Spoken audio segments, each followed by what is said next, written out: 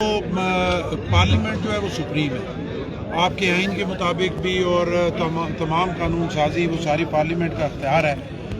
उसका supreme court में chief justice साहब ने जो तरीक़ाकार बना लिया बदकिस्मती से इफ्तिखार चौधरी से लेके उसके बाद जो भी चीफ जस्टिस साहबान आए उन्होंने अपने आप को जो है वो ये समझा कि हम सबसे सुपीरियर हैं और पार्लियामेंट को और हर चीज़ को उन्होंने बुलडोज किया। अब पार्लियामेंट कोई कानून बनाती है तो 1 मिनट के अंदर सुप्रीम कोर्ट उसमें स्टे दे देती है, हालांकि उनका अख्तियार ही नहीं है। वो उसकी रहनुमाई कर सकते हैं, उस कानून साजी को ओपन कर सकते हैं, उसमें बता सकते हैं कि इसको ये चेंज करें, लेकिन ये तो नहीं कर सकते कि कानून साजी की और स्टेट अभी उसे स्टे देंगे। तो ये तब भी ठीक होगा जब सुप्रीम कोर्ट ये समझेगी कि उनका जो अख्तियार है वो इस्तेमाल करें और जो पार्लियामेंट का अख्तियार है वो उनको इस्तेमाल करें। सर, आइंदा इंतखाबात में पाकिस्तान पीपल्स पार्टी पीडीएम के साथ मिलकर इलेक्शन लड़ेगी?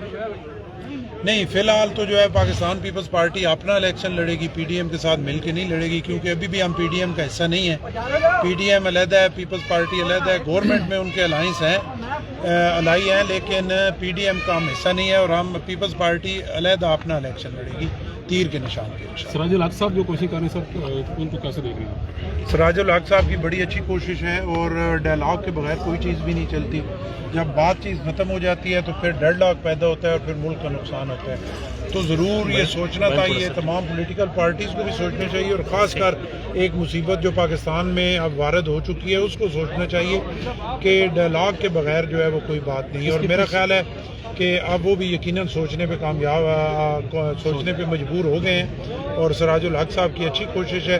तमाम पॉलिटिकल पार्टीज़ को बैठ के मुल्क के मसले का हल निकालना चाहिए, चाहे इलेक्शन हो चाहे मैशत हो, मुल्क के लिए सोचना चाहिए। सोचा ये जा रहा है, राय एक पाई जा रही है कि इसके पीछे मोहतरम मुकाम जनाब आसिफ अली जरदारी साहब की ये सोच है और उन्होंने टास्क दिया है कि इसमें कुछ करें। देखिए, आसिफ अली जरदारी साहब तो आपको पता है कि हमेशा से वो डायलॉग के हामी रहे हैं और हमेशा से जोड़ तोड़ में वो पाकिस्तान में बादशाह गुर की हैसियत रखते हैं और कभी भी उन्होंने अपने बड़े से बड़े दुश्मन को जो है वो माफ़ कर दिया, उसको उस पर इंतकाम नहीं लिया। जिन्होंने उनकी ज़बान काटी वो उनके साथ भी मुल्क के मफाद में बैठे और बहुत सारी ऐसी मिसालें हैं कि जहाँ मुल्की मफाद आया उन्होंने ज़ाती मफाद को साइड पर रख दिया।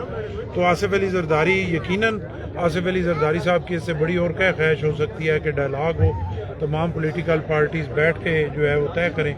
क्योंकि हम तो कई दफ़ा हम पीपल्स पार्टी के वर्कर होने की हैसियत से हमें इतराज़ होता है कि हम अपना हिस्सा जरदारी साहब दे देते हैं लेकिन डायलॉग को जो है वो फेल नहीं होने देते। किसी भी अगर जगह वो टेबल पे बैठे और मुल्क के लिए कोई बातचीत हो रही हो तो अपना पार्टी का नुकसान कर देते हैं लेकिन डायलॉग फेल नहीं होते। आगे चल सर, सिराजुल हक साहब का और पाकिस्तान पीपल्स पार्टी का कराची के मामले पे कोई इत्तेफाक हो सकता है? क्यों नहीं हो सकता? देखें, आपके सामने ऐसे ऐसे इत्फाक हुए हैं कि जिनका आप सोच नहीं सकते थे और सिराजुल हक साहब से तो कोई ज़्यादा इख्तलाफ है ही कोई नहीं। और कराची के हवाले से है, कराची के अवाम ने उन्हें भी मैंडेट दिया और कराची के अवाम ने पाकिस्तान पीपल्स पार्टी को भी मैंडेट दिया। दोनों को एक दूसरे का मैंडेट तस्लीम करना पड़ेगा। तो यकीनन मेरा ख्याल है उस पर बैठ भी सकते हैं और जो अभी कराची में प्रॉब्लम पैदा हुआ है कि बलदियाती इलेक्शन के बाद उससे आगे नहीं बढ़ा जा रहा तो यकीनन बैठ के उसका हल निकाला जा सकता है और मेरा ख्याल है वही बेहतर बात होगी। मुस्तकबिल में सर ये सुप्रीम कोर्ट के वाले से अब जो ये सूरत बनती जा रही है, अगर ये ऐसा कौमी असम्बली से ये बिल जैसे आज पास हुआ है, ये आइंदा जब कभी भी इस तरह का माहौल पैदा होगा तो फिर ये मुल्क को क्या मैसेज जाएगा, दुनिया को क्या?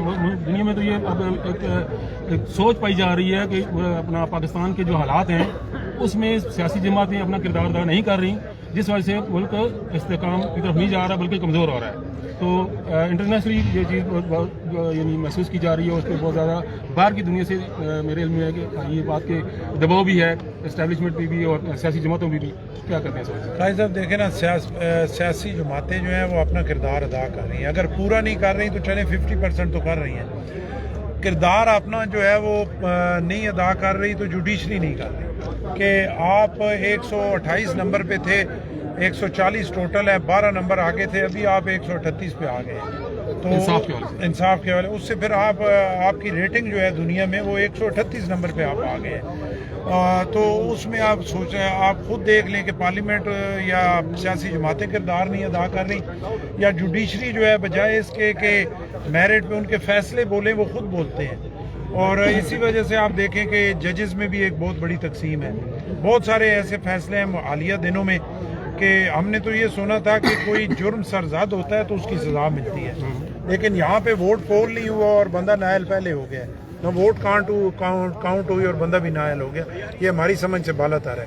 सिर्फ एक बंदे को फैसिलिटेट करने के लिए इस तरह के फैसले जो है वो किए जाते रहे, और अगर इस तरह के फैसले होंगे तो यकीनन फिर मुल्क के लिए कोई बेहतर नहीं होगा। ठीक हो गई, मेहरबानी। और एक बात और